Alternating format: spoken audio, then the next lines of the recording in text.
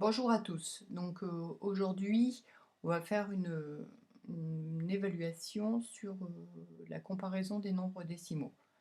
Avant, j'espère que vous regarderez cette petite vidéo pour que vous ayez en mémoire comment on compare les nombres décimaux.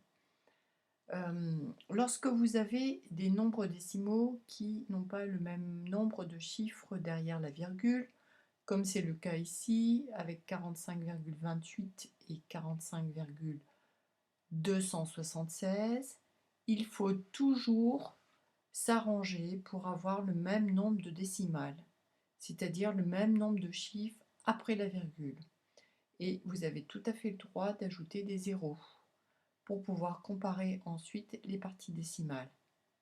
Donc, ici, dans l'exemple 45,28, on a le droit d'écrire 45,28 est égal à 45,280. Et maintenant, on peut comparer les parties décimales. En effet, on peut comparer 280, la partie décimale après 45, avec 276. Et qu'est-ce qu'on remarque? On remarque que 280 est supérieur à 276. Donc, comme on avait une partie entière qui était la même, 45, on peut écrire que 45,280 est supérieur à 45,276.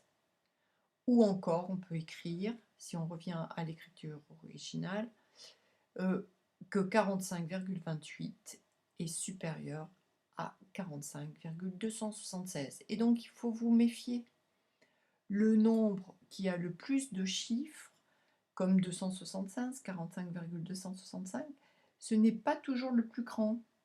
En effet, 45,28 ou 45,280 est plus grand que 45,276. Donc, appliquez bien cette méthode.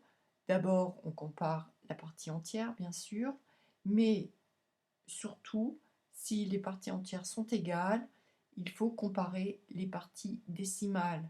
Et pour comparer les parties décimales, il faut que le nombre de décimales derrière la virgule, on ait exactement le même nombre de chiffres. Et vous avez totalement le droit de rajouter un ou plusieurs zéros pour pouvoir comparer les parties décimales.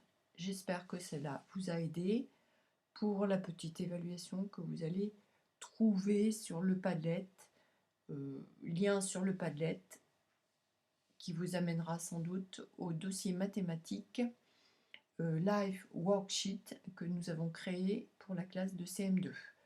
Je vous dis bon courage, on est vendredi, bientôt le week-end. Vous avez bien travaillé cette semaine, bravo à vous tous et je vous dis à lundi. Au revoir.